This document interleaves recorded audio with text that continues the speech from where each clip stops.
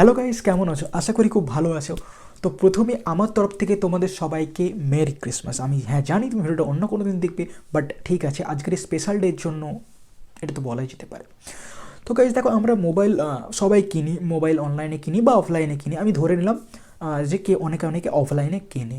অবশ্যই মোবাইল যে কোনো করতে কিনতে পারে, অনলাইন অফলাইন।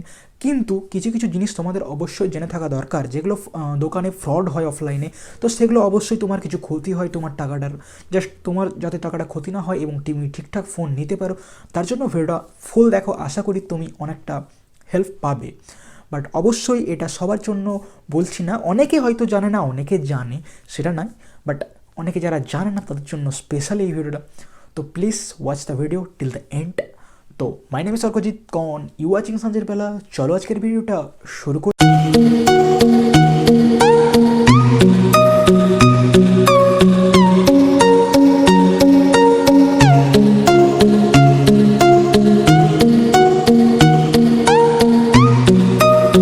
তো গাইজ দেখো, আমরা মোবাইল তো সবাই কিনি অনলাইন বা অফলাইন থেকে, ঠিক আছে?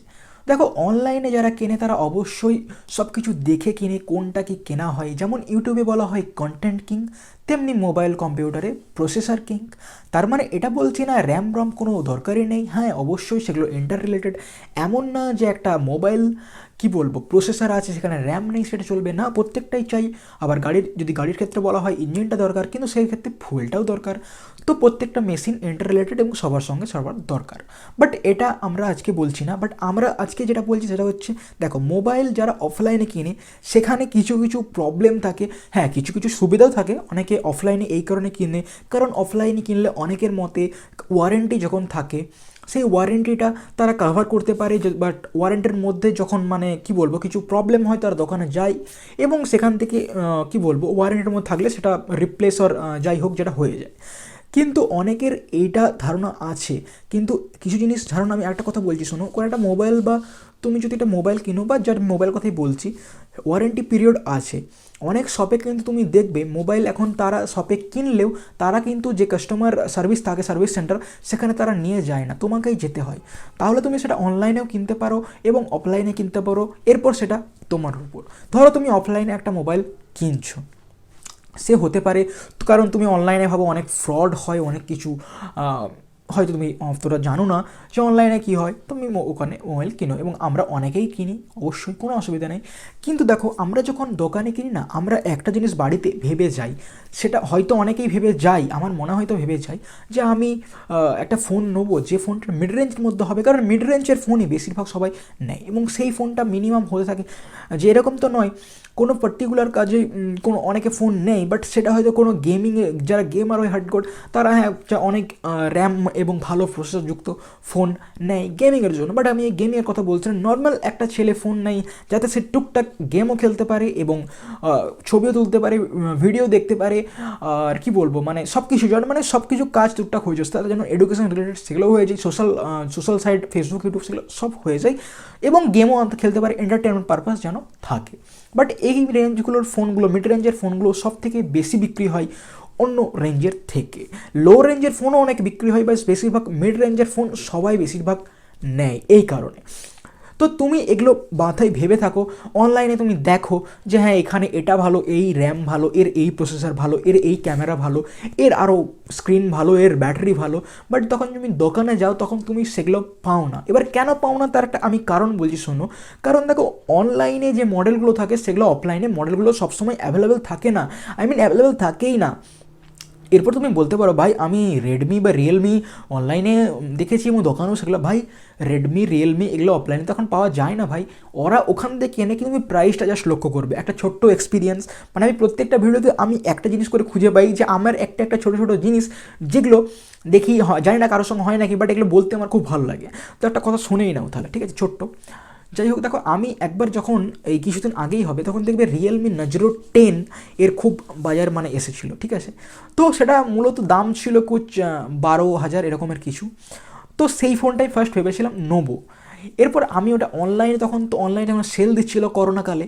তো আমি কি করলাম, দোকানে আমি দেখলাম যে দোকানে যদি অ্যাভেলেবেল হয়, বাট দোকানে যাই দেখলাম এটা তো মানে কি বলবো, দোকানে দাম একটু বেশি হবে সেটা আমি জানতাম, কিন্তু দোকানে আমাকে কী ভাবলো জানি না, আমি জাস্ট জিজ্ঞাসা করলাম একটা দাদাকে যে দাদা এই ফোনটার কী দাম হবে, বললো এই ফোনটা 13,500, মানে 1,500 টাকা বেশি, ঠিক আছে। কিন্তু এবার অনলাইনে যে ফোন, তুমি ওই ফোনটাই তুমি যদি নিতে চাও এমন কোনো ব্যাপার না, তুমি কিছু জানলে তুমি অবশ্যই সেটা অর্ডার করতে পারবে, কোনো প্রবলেম হবে না এবং আরামসে তুমি সেই ফোনটা নিতে পারো।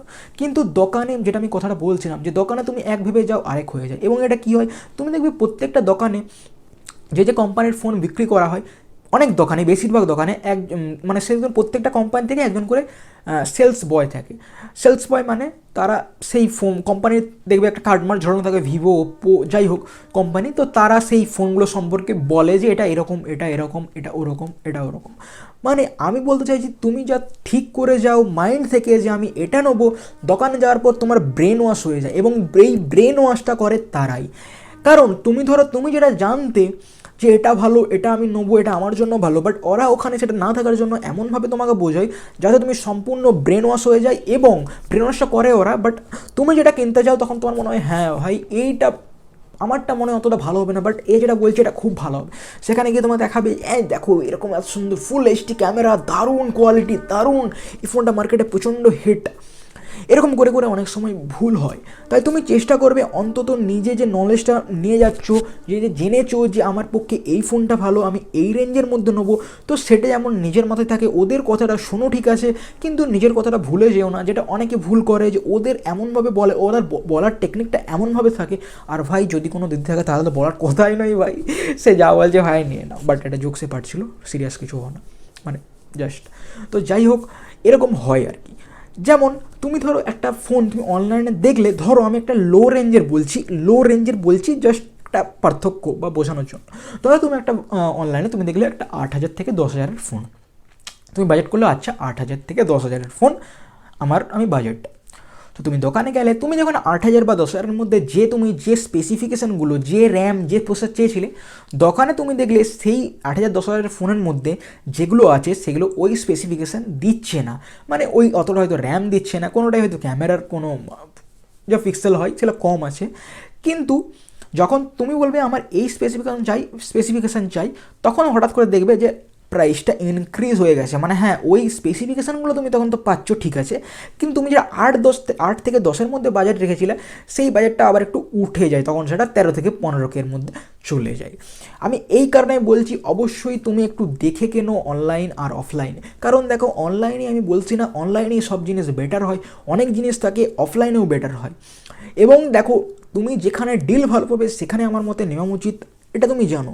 তো একটু দেখে শুনে অনলাইন অফলাইন একটু রিসার্চ করে, একটু নিজের সময় দিয়ে, যদি তুমি মুকেশ আম্বানি হয়ে থাকো তাহলে আলাদা ব্যাপার ভাই।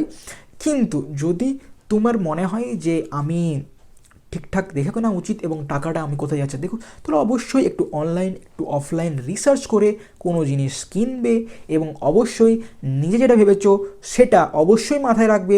দোকানে গেলে যেরকম ওরা ব্রেন ওয়াশ হয়ে যায় সেরকম যাতে না হয়। এবং সেখানে অনেক রকমভাবেই দেখানো হয়, যেমন আমি বললাম এত সুন্দর, ওরা মোবাইলটাকে এমনভাবে তোমাকে দেখাবে, এমনভাবে বলবে, এবং এমন কিছু কথা বলবে যে এটা এতটা ভালো, তুমি বলবে হ্যাঁ এই ফোনটা বেস্ট, আমি যেটা ভেবেছিলাম সেটা অত ভালো না, এটাই বেস্ট, ঠিক আছে। তো মোবাইলে এরকম হয় আর কি দোকানে, কারণ পুরো ঘুরিয়ে দেয়, পুরো চিন্তা ভাবনাটা ঘুরিয়ে দেয়। তো যাই হোক, অনলাইনে অনেক সময় অফার থাকে, দাম কম থাকে, এর জন্য অনলাইনে বেশিরভাগ নেওয়া হয়। এবং অনলাইনের ক্ষেত্রে একটাই সুবিধা যে তোমাকে বাড়িতে হোম ডেলিভারি দিয়ে যায়, এবং ক্যাশ অন ডেলিভারি থাকলে তো কোনো অসুবিধাই নেই, কারণ অনেকে ক্যাশ অন ডেলিভারিই চাই। এর কারণ পয়সাটা আমরা অনেকেই আগে পেড করতে চাই না, কারণ অনলাইনে কখন কী হতে পারে বলা যায় না, এটা ভাবা হয়, যদিও হয় না হয়তো। কিন্তু একটু দেখে অনলাইনে অবশ্যই কিনতে পারো, তোমার মত কোনো অসুবিধা নেই, জাস্ট অফলাইনেও কেনো, কোনো প্রবলেম নেই, জাস্ট একটু দেখে যেখানে ভালো ডিল পাবে সেখানে অবশ্যই কেনা উচিত আমার মতে।